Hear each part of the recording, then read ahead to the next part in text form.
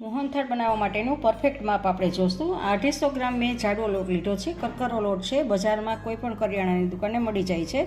250 ગ્રામ લોટ છે, એની સામે 250 મેં ઘી લીધું છે. ઘી અને વજનમાં ઘી અને ચણાના લોટનું માપ સરખું રાખવાનું હોય છે.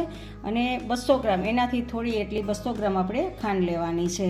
તો આ માપ છે એકદમ મોહનથાળ બનાવવા માટે પરફેક્ટ છે. હવે 1/4 કપ જેટલું મેં દૂધ લીધું છે અને 1/4 કપ જેટલું એમાં ઘી એડ કરવાનું છે. આને ગરમ કરવાનું છે. એક મોટા વાસણમાં ચણાનો લોટ લઈ લીધો છે, એને દૂધ અને ઘી બંને ગરમ કરેલા છે એમાં એડ કરવાના છે. અને પહેલાં ગરમ હોય છે ત્યારે ચમચાની મદદથી આવી રીતે મિક્સ કરી દેવાનું છે. ઠંડુ થઈ જાય પછી આવી રીતે લોટમાં બધું જ મિક્સ કરી દેવાનું છે. હાથની મદદથી બધા જ લોટમાં આવી રીતે આપણે મોણને છે મિક્સ કરી દેવાનું છે. આને ધાબો દીધો કહેવાય છે. અને જ્યારે મોહનથાળ બનાવતા હોય ત્યારે આ પ્રોસેસ કરવી ખૂબ જરૂરી છે. આમ કરશું ત્યારે જ આપણો કણીવાળો મોહનથાળ બનશે. હવે ધાબો દઈ અને આવી રીતે એકદમ હાથથી પ્રેસ કરી દેવાનું છે અને ઢાંકીને અડધી કલાક માટે રાખી દેવાનું છે. અડધી કલાક થઈ ગઈ છે તો આવી રીતે ઘઉં ચાળવાનો ચાયણો લેવાનો છે મોટા વાસણમાં, અને જે આપણે ધાબો દઈને રાખેલું હતું એને આવી રીતે આમ ભાંગી અને આમાં મિક્સ કરવાનું છે. આમાંથી બધું ચારી લેવાનું છે જેથી કરીને એક સરખો આપણને લોટ મળશે. તો આપણે ચારીને એક સરખો લોટ બનાવી લીધો છે. જુઓ, તમે જોઈ શકો છો કે કણીદાર એકદમ લોટ બની ગયો છે આપણો. એક પેનમાં આપણે અડધું ઘી છે, અડધાથી થોડુંક એટલું વધારે આપણે ઘી લીધેલું છે અને એમાં આપણે આ ચણાનો લોટ છે એમાં એડ કરવાનો છે અને એ ઘીમાં આપણે શેકી લેવાનો છે. ધીમા તાપે જ આપણે શેકશું જેથી કરીને સારી રીતે શેકાઈ જાય. ચણાના લોટમાં ઘી બધું જ મિક્સ થઈ ગયું છે. હવે આને આપણે શેકવાનો છે. 2 થી 3 મિનિટ જેવું લાગશે શેકાતા. જુઓ, 4 મિનિટ થઈ ગઈ છે અને આપણો લોટ પણ થોડો ઘણો શેકાઈ ગયો છે, કારણ કે એમાંથી ઘી છૂટું પડે અને થોડોક હલકો થાય એવો લાગે છે. તો આ ટાઈમે આપણે જે બચાવેલું ઘી છે 250 ગ્રામમાંથી એ ઘીને એમાં થોડું થોડું કરીને આપણે એડ કરવાનું છે અને ફરી પાછું આવી રીતે આમ શેકવાનું છે.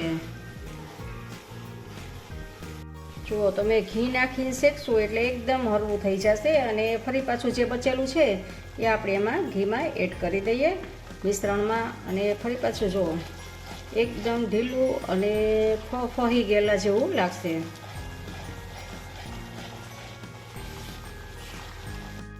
જુઓ, આવું એકદમ હલકું થઈ જશે અને કલર ચેન્જ થાય ત્યાં સુધી આપણે આને શેકવાનું છે.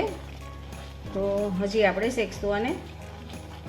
જુઓ, કલર ચેન્જ થવા લાગ્યો છે. આપણે ગેસને સ્લો કરી દીધો છે. અને જો તમારે માવાનો ઉપયોગ આમાં કરવાનો હોય તો આ ટાઈમે તમે 250 ગ્રામે 5 કપ જેટલો માવો નાખી શકો છો. અને માવો તમારી પાસે ના હોય તો દૂધની તાજી મલાઈ પણ એડ કરી શકો છો, અને એ પણ ના હોય તો દૂધનો પણ ઉપયોગ કરી શકો છો. હું અત્યારે 5 કપ જેટલું દૂધ એડ કરું છું.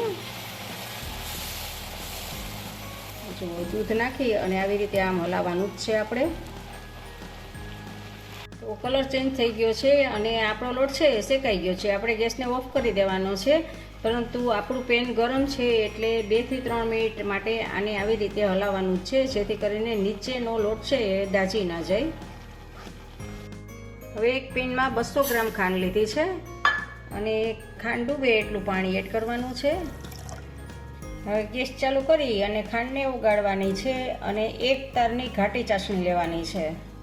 ઘટ થઈ ગયું છે અને ચાસણી ચેક કરવા માટે એક વાટકામાં આપણે ટીપું પાડવાનું છે અને આંગળીની મદદથી લઈ અને આવી રીતે તમારે જોવાનું છે. જો તાર બને છે અને એકદમ જાડું થઈ ગયું હોય એટલે આપણી ચાસણી થઈ ગઈ છે. તો ગેસને ઓફ કરી દેવાનું છે અને આમ જ આવી રીતે 2 થી 3 મિનિટ માટે ચમચો હલાવવાનો છે, જેથી કરીને વરાળ બધી નીકળી જાય. ચાસણી આપણી ઠંડી પડી ગઈ છે તો એમાં ઓરેન્જ ફૂડ કલર આપણે એડ કરશું. તમે લાડવાનો કલર પણ એમાં એડ કરી શકો છો અને ચાસણીમાં જ મિક્સ કરી દેવાનો છે કલરને. હવે ચાસણી આપણે મિશ્રણમાં એડ કરવાની છે. સારી રીતે બધું મિક્સ કરશું આપણે.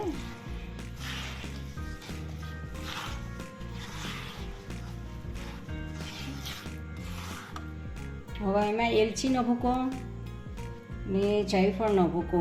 તમને જાયફળ ભાવતું હોય તો જાયફળ એડ કરવાનું છે, પણ બંને એલચી અને જાયફળ બંને ખૂબ જ સરસ લાગે છે. તો બંને નાખી અને ફરી પાછું આપણે મિક્સ કરી દઈશું અને થોડીક વાર આવી રીતે આમ હલાવશું જેથી ઘટ થઈ જશે. જુઓ તમે જોઈ શકો છો કે આપણું મિશ્રણ હવે ઘટ થઈ ગયું છે અને થોડુંક ઠંડુ થઈ ગયું છે. તો મેં ગ્રીસ કરેલી અહીં એક ટ્રે લીધી છે. તમારી પાસે ટ્રે ન હોય તો થાળી પણ લઈ શકો છો અને આપણે મિશ્રણ એમાં એડ કરવાનું છે.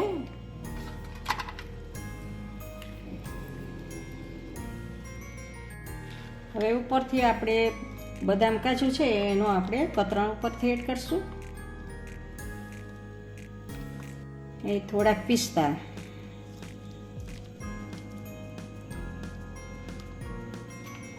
અને છેલ્લે થોડુંક આપણે ખસખસ. તો આવી રીતે બધું એડ કરી અને આપણે રૂમ ટેમ્પરેચર ઉપર આને સેટ થવા દેવાનું છે. 3 કલાક જેવું થઈ ગયું છે. તો જુઓ આપણે એકદમ જામી ગયું છે. હવે આના આપણે કાપા કરશું. તમારે જેવડા કપા જોઈએ એવડા ચપ્પુની મદદથી કાપા કરવાના છે.